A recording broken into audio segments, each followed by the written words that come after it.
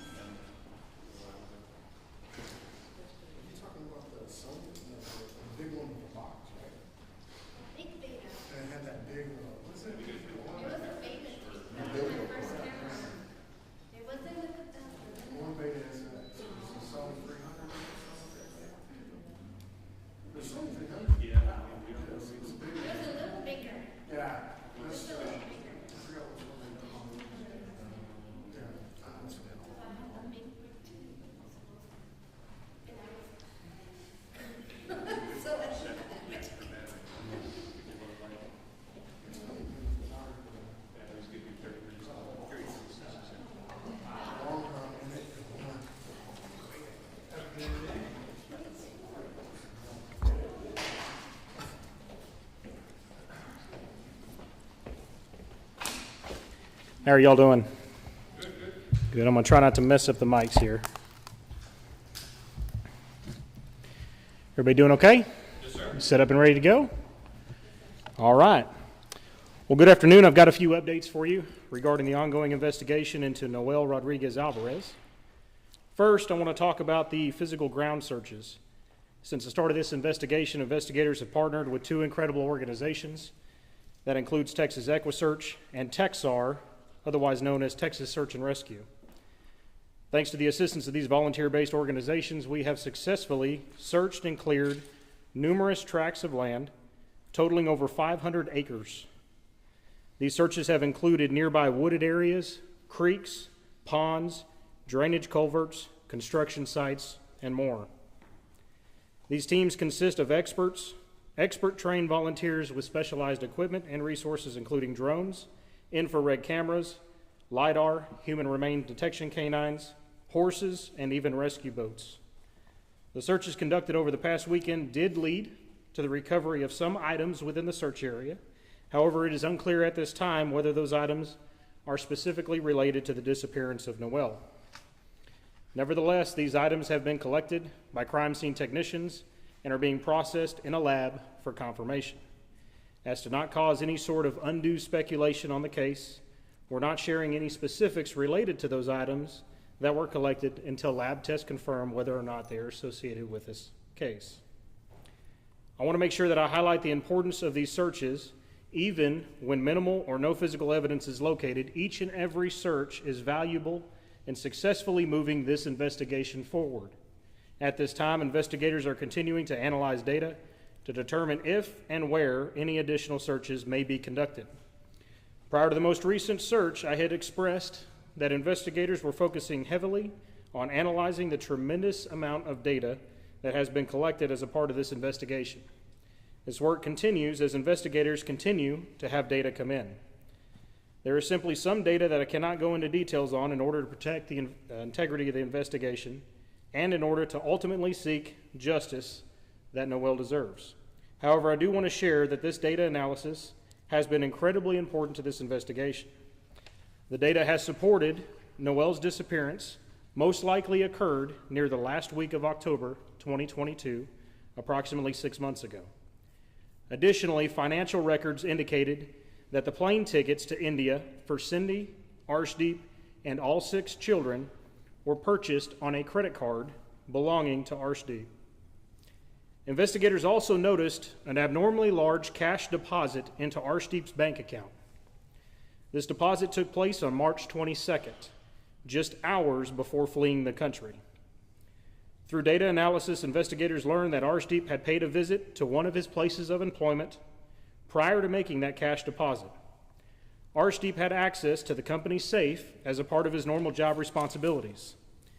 Investigators learned that Arshdeep first fraudulently altered the company's cash deposit records, likely in order to prevent detection, and then removed over $10,000 in cash from the company's safe, traveled to the nearest bank, and deposited $8,000 of that cash into his own personal account. We have now obtained an additional warrant for the arrest of Arshdeep for felony theft. We're going to be sharing a still image with you today of Arshdeep making that deposit. Today marks 1 month since the initial Amber Alert for this case was issued. Since then, this investigative team has spent thousands of man-hours on this case, have followed more than 70 leads, issued more than 24 search warrants, arrest warrants, and subpoenas, and conducted countless interviews. This investigation has taken us across state and country borders. Investigators have worked to compile a mountainous amount of information, data, and evidence in this case, and we continue to build that today. Each and every single day, we get closer and closer to the answers that we all seek. Although it has been a month and we have not yet found Noel, rest assured that we have not stopped the fight, not even close. We will continue to fight for Noel until we have the answers that we need. And I want to thank everybody for your overwhelming amount of support that this team has received during the course of this investigation. We know and understand how important this case is to the community and stand by our promise to do everything that we can in this case. And with that, I'll be happy to answer any questions. Chief, can you talk about some of the items? You said that no confirmation on them, but you're testing them that were found during search. Yeah, I don't want to cause any speculation on the case because we don't know if it's directly related to this case. And I think in sharing that information would cause some speculation that I don't want to cause with the case. So we're not going to share any details about what was collected until we get lab tests back that confirms whether or not it's related. But they were found within the 500 acres? Yes, they were located this past weekend during the large search of the 2 areas nearby. And were all the plants found in the same area or different areas? Different areas, yeah. Are there plans for searches outside of Everman, or? Not right now. We're continuing to evaluate the data, and investigators are working to determine if there are going to be any additional searches, and if so, when and where those will occur. But right now, we don't have any plans to conduct any ground searches. And keep in mind, although ground searches may not be happening, the data searches are still happening, and they're still continuing to search through that data, which is equally as important in this case. And when you say data, what kind of data are we talking about? Just in terms of the items recovered, or can you give us parameters of what kind of data you're looking at? Yeah, so I can tell you that the investigators have compiled a multitude of search warrants for data. I don't want to go into the specifics on what kind of data, but pretty much, as I've said before, if you can think about it, we're probably looking at it in this case.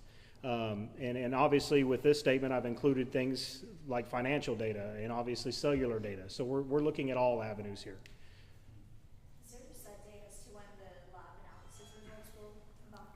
Unfortunately, there's not a set date. It kind of just depends on the lab's processes and things. And we've obviously been processing a lot of evidence through there. So it just depends on how long it takes them to do. Typically, we use the DPS lab, Texas DPS lab. I know you mentioned before that you believe the couple are in India. Any cooperation or authorities in India? Yeah, so we're essentially hands off with anything to do with their capture and extradition. That's completely up to the FBI. We've obviously turned this over to them, and are relying on them to be able to fulfill that for us. We don't have the authority, the jurisdiction to be able to go over to India and capture them and bring them back. We would have to rely on our federal partners to be able to do that, and we rely solely on them. But they haven't told you anything? Nothing, no updates yet, no. Chief, you talked about that large deposit. You said that $10,000 was taken from his place of business. $8,000 was deposited. Yes. Are you able to work with financial institutions? Like, what are the purchases being made? Are you following that? Does that help? Yeah, financials are certainly being considered with all this, and we're looking very closely into all the financials. Was the store ownership aware that he had allegedly stolen this cash? No, not initially. So the store ownership was not indicated to it because Archdeep had fraudulently altered the forms, so it didn't provide an off balance on their sheets. They weren't aware of it until we made them aware that there was a suspicious deposit. And then after they went back and pulled the documents, they realized that there was an indicator that he had fraudulently altered the cash deposit forms to indicate a $10,000 withdrawal, which ultimately was made to him in his bank account. You said that perhaps this money was used to purchase plane tickets. Any other kind of purchases you can?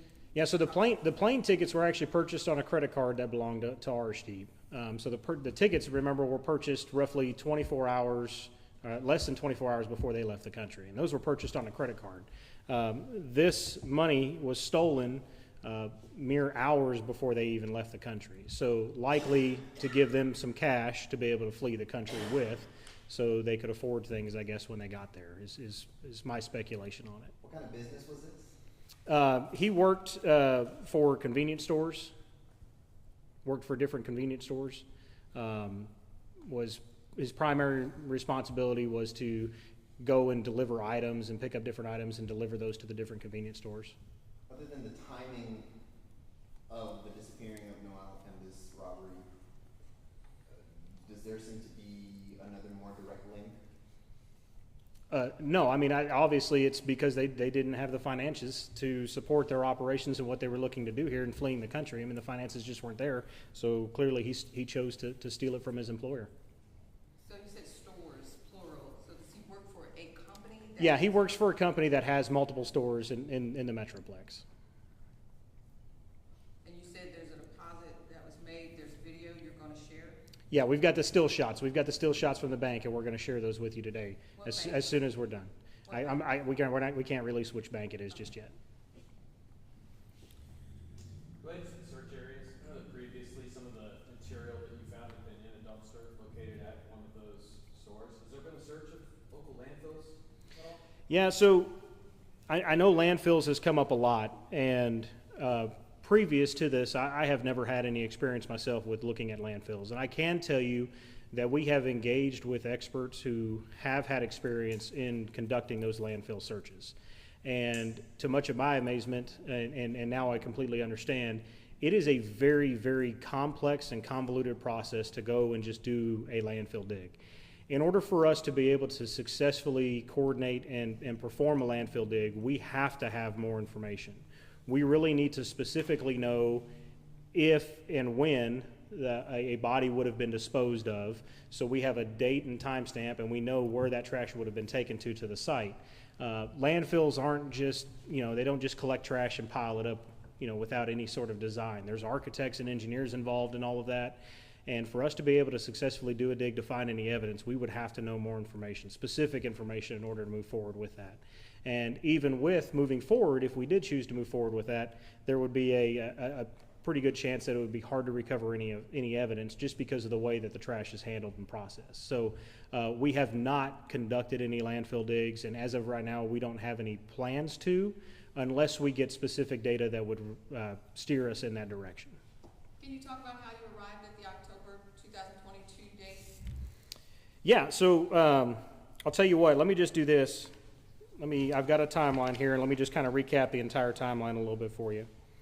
So in mid-October, we know that the newborn twins were discharged from the hospital, and we have had eyewitness testimony that states Noel was at the residence for about a week after those twins came home. November 1st is when Cindy and all 6 kids went and took their passport photos. On November 2nd, there were applications applied for passports for Cindy and all 6 kids. Noel was not included in any of those. November the 6th, we've got data that supports that Cindy began researching cost and things for trips to India. And then you fast forward to March 20th when we received the initial welfare check. So our timeline has been narrowed down to between about a week after the twins came home and then November 1st when it appears that Cindy begins to plan an escape from the country. Could you recap which charges, if any, are these 2 people now looking at? Sure. So right now we have 1 warrant issued for Cindy for giving false information related to a missing child case. That's a Class C misdemeanor. That was one of the first warrants we issued. She also has an additional warrant for violation of probation that was issued shortly after the Amber Alert was issued. We have felony 2 warrants for abandoning or endangering a child, which are issued for both Cindy and Arshdeep. And now we've got a felony theft charge issued for Arshdeep in addition to.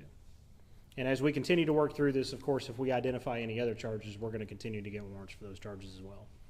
Are you offering the name of his company that he works for, or not? If I knew it offhand, I would tell you, but I don't, and I'll see if I can get that for you. I just don't know the name of the company right off the top of my head, but I'll see if we can get that for you. Sure. And also, you telling us that there's no update from the feds, is that, what does that do to your case, or even to morale, to not be able to know what's going on? Sure. So I mean, you know, it does absolutely nothing to our morale. I mean, our morale is not affected by what's happening on the federal front. Our entire focus has been on investigating this case, finding leads on where Noel is, and then ultimately proving what happened to him. That's our team's focus, and that's 100% where we're focused. Once we've accomplished certain tasks, we'll issue warrants. We turn it over to the federal partners that we're working with to be able to fulfill it from there. Our team isn't focused on what happens from there. I mean, our team is focused right now 100% on finding Noel or finding the answers to what happened to him. And that's been 100% our focus, and it has not affected our morale, and I don't think it will. We'll continue to push this investigation forward all together. What about the fathers of the other children that are with Cindy? Have they been cooperative? What are their rights as well as the fathers? Yeah, so not knowing all of the details regarding parental rights there, I don't think the fathers, for one reason or another, had parental rights. I believe that all the children were in some manner signed over to where Cindy was the sole custodian parent of all those 6 children. However, I can tell you, particularly the father of Noel, has expressed concern for the case. We've talked to him multiple times throughout this investigation. We have talked to a couple of the other fathers as well, who weren't really aware of all the details, but these fathers were not really involved much with the lives since the separation from Cindy, and it appears that through one manner or another that custody was given to Cindy altogether. So they had no involvement really.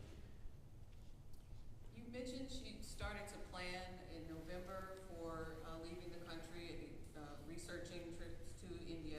Sure. But yet, for those months in between November and March, when your first clip or inquiry came in, what was going on during that time? Well, likely, I mean, first you've got to consider that there's a delay in getting passports. I mean, we can't just apply for a passport and get it right away. So I would imagine that probably played a key factor into their ability to leave the country. And she may have just gotten comfortable. All this is speculation. She may have just gotten comfortable with nobody questioning the whereabouts until police started coming and knocking on the door, and then suddenly she wants to abscond the country. So it's hard to say exactly what they did during that period of time. Obviously, it's something we're looking at as we're doing the data analysis and trying to identify their course of action during that time. But she clearly started planning this starting November 1st. And somewhere in there, she decides to pay for a patio in court. Exactly, yeah. Sometime in there, she starts to pay for the patio. If you'd like, I've got a fact sheet here I can go over just to kind of highlight some of the publicly known fact sheets that are leading us to the conclusions we're getting at. And just kind of review some of these, because I know it's been a month. We've talked about a lot of different facts in the case, so it might be a good time to highlight these. We've talked about first how Noel was never enrolled in school, although he tested and qualified for early entry and even therapy. According to family members, Noel was reportedly abused and neglected regularly. Food and water were often withheld because Cindy didn't like changing his diapers. We know that Cindy reportedly struck Noel in the face with keys for drinking water. We know that Cindy reportedly referred to Noel as evil, possessed, or having a demon in him. Noel began missing doctor's appointments after July of 2022. Cindy asked to even borrow a child from an acquaintance of hers to attend a doctor's appointment so that she could keep benefits. At Noel's last sighting, he was described as appearing unhealthy and malnourished. Cindy told family members different stories about the whereabouts of Noel, including that she sold him to a lady in a Fiesta Mart parking lot.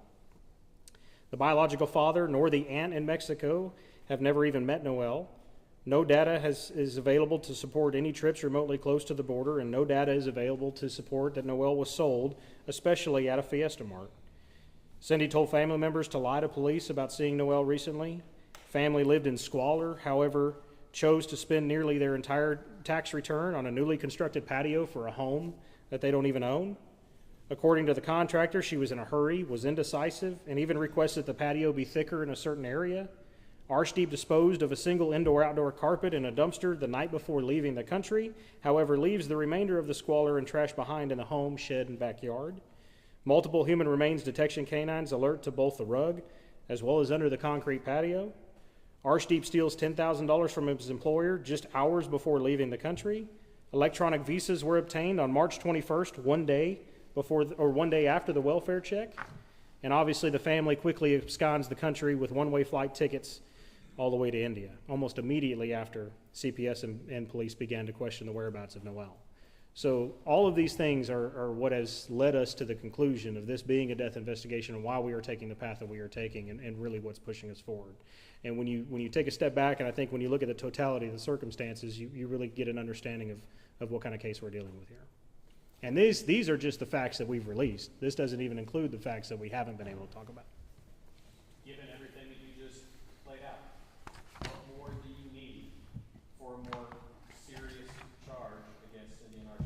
Yeah, we're still going to evaluate all the data. We want to be able to have all the firm answers without any guesses, and that's what our investigative team is working at right now. We have the ability to go after them right now with the felony 2 warrants that were issued. I mean, that was the purpose of issuing those felony 2 warrants, was to try to get them into custody and get them extradited back here so that we can question them regarding the disappearance of Noel. But we're going to keep pushing this forward regardless. We still have some more data to evaluate. We've still got some more opportunities ahead of us. We're not at the end game of this investigation by any means. And like I mentioned earlier, just the searches that we've completed are telling us where he's not, pointing us in the right direction of where he may be. So we're going to keep pushing that forward. But to elevate those charges, you need to find Noel. We knew that is one task that would be very helpful here, is obviously finding him. Regardless of charges, we want to find him and put him to rest where he deserves to be. I did notice, I think on 183 or 121, there's now a big billboard as well that says, we want any information that may lead to finding Noel. Sure. That seems like a new billboard. Is that just to try to get more attention? Yeah, Clearcom was kind enough to work with us and sponsor the advertisement of this, just to try to bring more attention to the case. Attention and your efforts here in the media have been instrumental in this case. The tips have been extremely instrumental in this case, getting the information that we've needed. This whole case started from a tip, so it's paramount that that the tips come in and anybody with information call us. So certainly, yes, that's a part of that effort to get public awareness out there and make sure that we're getting all the tips that we may be able to get on the case. Chief, can you go back into the articles that you guys found on the search, please? Yeah, so I mean, we did locate some items on the searches this past weekend. However, it's unclear if those items are actually related to this case or not. One thing to keep in mind is that these locations that were searched are off of some busy roadways, so it's very possible that they may not even be associated with our case. So before we identify what those items are, we're going to conduct lab tests to confirm whether or not they're associated with the case. Go ahead. Sorry, have you been able to determine how long Cindy had been a worshiper of Santa Muerte? You know, and I understand that the disturbed feeling that people may have gotten when they saw the Santa Muerte, it really hasn't played much of a factor into the actual case or building any sort of probable cause or anything related to an offense. And it just hasn't been an avenue that we've really looked to pursue because we're not sure that it would even be fruitful there. Obviously, she has the freedom to worship whoever she wishes to worship. She has the freedom of religion, and we're not going to impede on that. And we're not sure that who she worshiped had any direct link to what happened to Noel. And we're certainly not sure that it would, and I know that it wouldn't play in at this point to any probable cause that we would be seeking for any kind of charge. So it just hasn't been something that's been really on the forefront of the investigation. Obviously, I know that people were uncomfortable when they first saw it and immediately had some thoughts, but it's just not something that's at the forefront of the investigation at this point. We've got other data and things that we are focusing on that do provide the How are efforts going to be able to release the video, DFW's video of their? We've put in the request. Haven't got it yet, so we put in that request, and I think many of you have as well. So, just haven't got that yet. Is Texar going to be back next week, or what is their timeline? We don't have any more further ground searches planned as of yet. So we're going to continue to analyze the data. We have cleared over 500 acres of nearby tracts of land, so we're feeling more and more confident about the areas that we visited. And I talked about this before, any ground searches that we do, we want to make sure that they are with a purpose and not just random, because we want to make sure that we don't miss anything in this case. And we want to make sure that we have data to support that. So before we plan any further ground searches, we're going to make sure that we go back and review the data and have data to support any of those. How has it been also trying to balance just the normal day-to-day police, duties of this city? Sure. So, it's actually, it hasn't been bad because we've got an amazing team of investigators that has come in and helped us out with this. I've talked before about how we've got 30 to 40 investigators that have had their hands on this case at one point in time or another. We would not be able to move this case forward. We wouldn't be able to move this case forward without their assistance. And they have been absolutely amazing to work with. I've had the pleasure over the last month to be able to sit in a room with them every single day and work on this case. And this is a group of individuals who are much smarter than me, who are able to bring a lot to the table and really push this investigation along. And we certainly couldn't do it without them. They have been incredible to work with, and I truly feel like we've got the best investigators possible on this case. So I'm very thankful to them. If it wasn't for them, we obviously would be struggling to still push this case forward, and we would be struggling to fulfill our other duties as a police department as well. But it's thanks to them that we're not struggling to do what we need to do as a police department. Any other questions? All right, thank y'all very much. I'm sorry, do you have one? No. Okay, all right, thank y'all.